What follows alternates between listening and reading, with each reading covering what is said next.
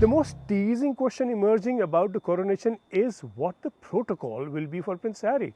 The coronation itself, we know what to expect, and that is quite well established and should hold a few surprises. But the interest really is around the conflict within the family and how that will be on display through the entire coronation ceremony at Westminster Abbey. Of particular interest, of course, is where Prince Harry will be seated within the Abbey. One royal watcher, and there are of course many, suggests that Harry will be seated 10 rows behind. Needless to say, there is no announcement on this from the palace and none to be expected. Harry would need, of course, to be placed between two considerations.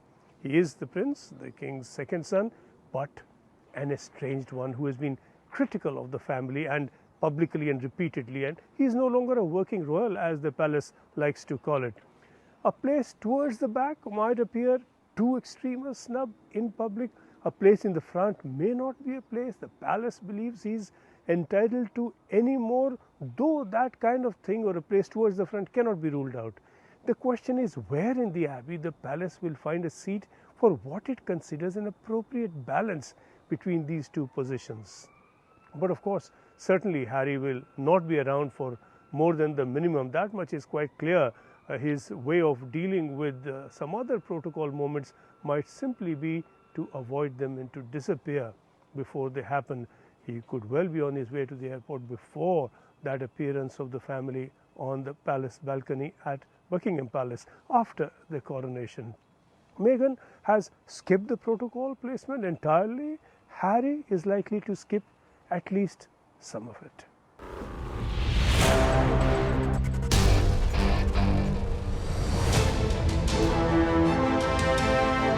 The last 1 year, for 52 weeks, we've been #1 across time bands, across our different data points, across different viewer segments.